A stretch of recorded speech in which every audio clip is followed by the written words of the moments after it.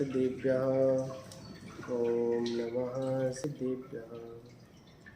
मंगलम भगवान वीरो मंगलम गौतमो गणी मंगलम कुंद कुंदाद्यो जैन धर्मोस्तु मंगलम।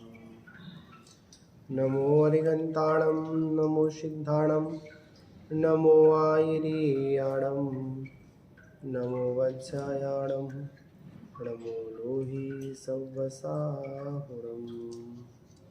बोले पंच परमेष्टि भगवान की जय।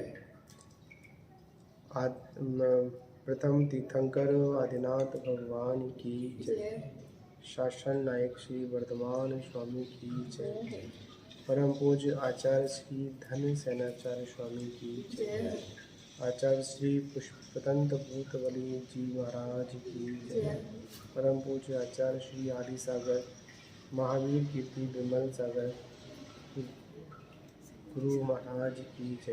परम पूज्य तपस्वी सम्राट आचार्य गुरुदेव 108 शनमते सागर जी गुरु महाराज की जय। परम पूज्य परंपराचार्य से 108 सौभाग्य सागर जी गुरु महाराज की जय। द्वादशांग माँ जनवाणी की जय।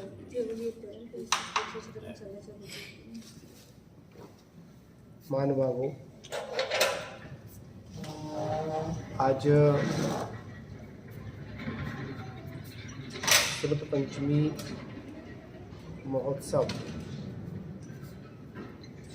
और इस शरद पंचमी महोत्सव में आज हम सभी लोग शरद आराधना के लिए यहाँ पर उपस्थित हैं। वास्तविकता में देखा जाए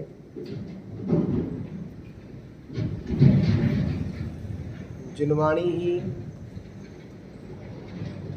ही हमारे जीवन को संभालने का काम करती है, और अगर यह जनवाणी नहीं होती तो आज हम इस दुखमय काल मतलब पंचम काल में उस सही मार्ग को नहीं जान पाते और ना वहाँ तक पहुँच।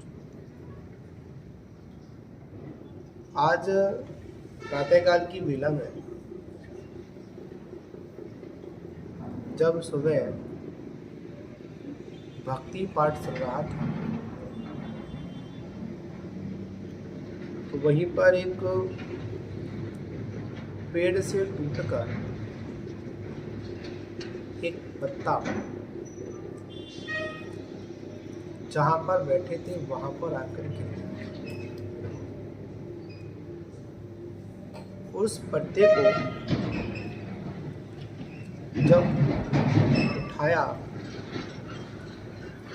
और उठाने के बाद उसके बारे में जो चिंतन किया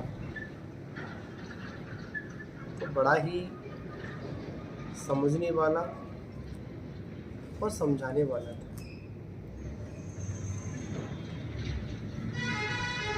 कि जब तक वह पत्ता उस डाल से जुड़ा हुआ था तब तक वो पत्ता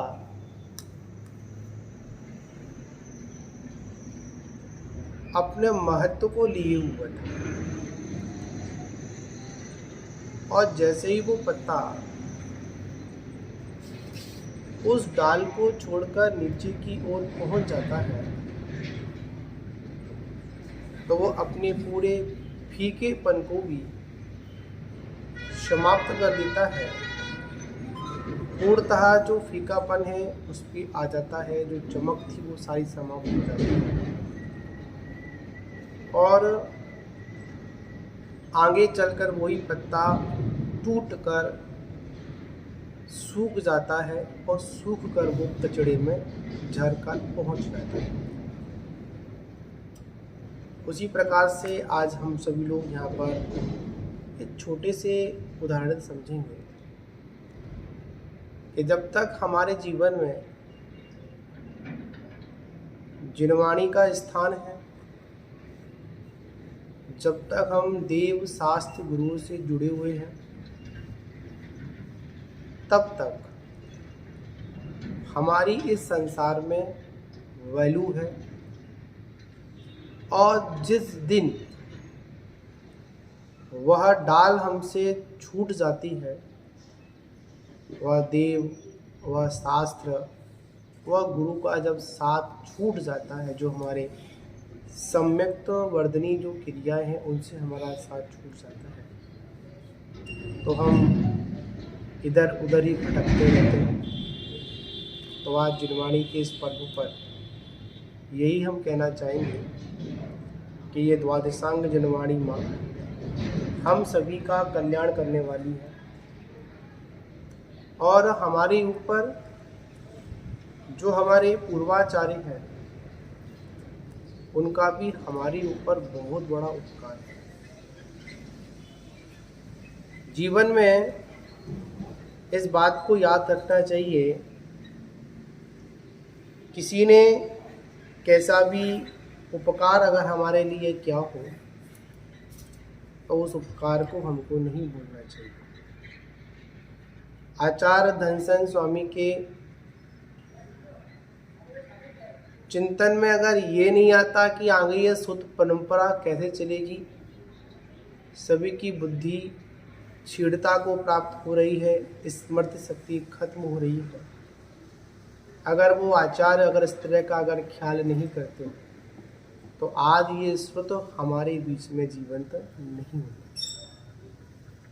उन्होंने ही आचार्य पुष्पदंत भूतबली को पूर्ण शिक्षा दी और शिक्षा देने के बाद इस परंपरा को आगे तक चलाने का जो कार्य किया, ये आचार्य धनसन स्वामी जी, आचार्य श्री पुष्पदंत, आचार्य श्री भूतबली जी और परंपरागत जो हमारे आचार परंपरा है वो भी हमारे लिए बड़ी ही उपयोगी रही, हमारे ऊपर बहुत उपकार किया।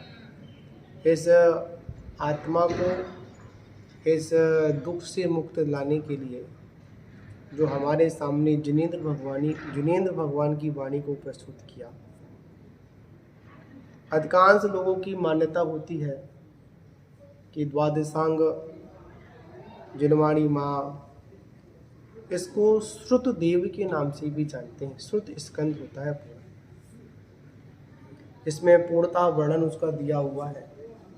आज तो हमारे पास कुछ भी ज्ञान नहीं है और कुछ ज्ञान ना होने पर भी हम लोग थोड़ा सा पढ़ लेते हैं और पढ़ने के बाद बड़ी अकड़ में अपना जीवन व्यतीत करते हैं। पर पूर्वाचार्यों को इतना ज्ञान था, इतना खुश था, फिर भी उन्होंने अपनी लघुता को दिखाते हुए हम सभी को वो मार्ग आगे के लिए प्रस्तुत कराया। बड़े उपकारी रहे हमारे गुरुजन।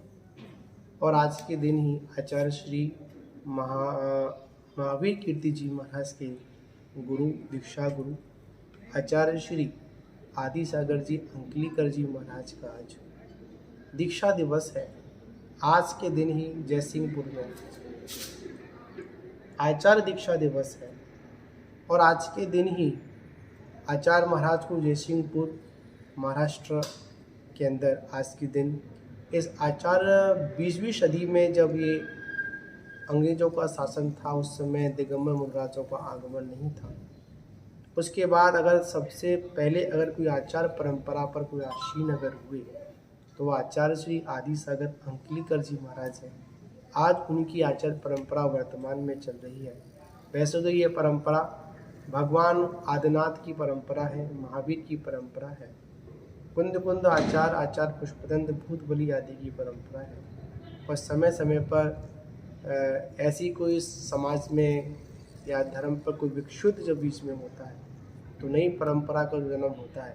परंपरा में उसी परंपरा को फिर पुनः एक जीवित किया जाता है।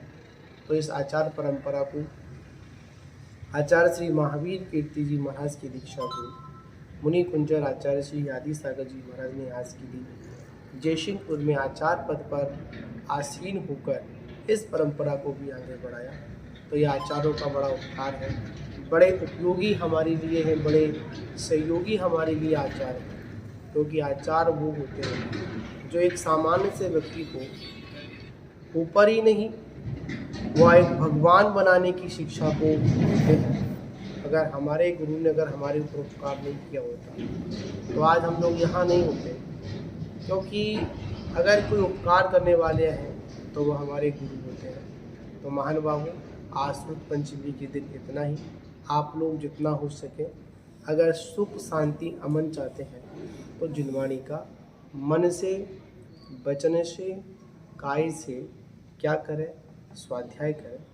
और जिनके जीवन में स्वाध्याय होता है वही आनंद की अनुभूति करते हैं, वही हर स्थिति में अपने को संभाल लेते हैं।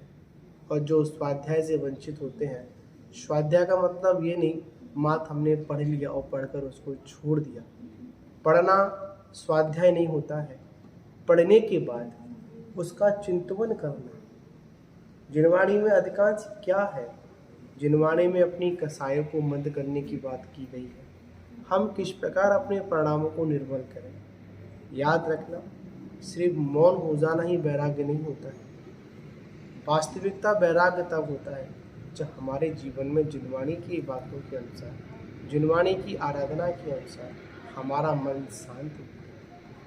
इसलिए बंधुओं, अगर वास्तविकता कहीं पर भी शांति मिलती है तो जिनवाणी माँ से मिलती है। कहा भी जाता है अधिकांश संसार में बहुत सी माँ हैं, एक जननी माँ होती है और एक जिनवाणी माँ होती है। जननी माँ लोरी सुना सुना कर इस जीव को सुलाने का काम करती है, पर जिनवाणी माँ लोरी सुना सुना कर सुलाने का काम नहीं करती है, आप सभी को जगाने का काम करती है।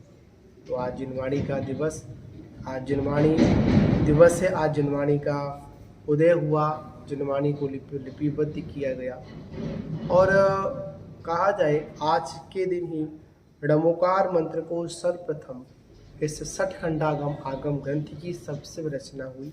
सिद्धांत ग्रंथ है। इस सिद्धांत ग्रंथ को मात्र धूप लगाने मात्र से ही हमारे असंख्यात कर्मों की निर्जरा हो जाती है। तो महानुभावों, हम सभी लोग अपने असंख्यात कर्मों की निर्जरा के लिए जिनवाणी का रसोस्वादन करते रहें। जिनवाणी ही हमको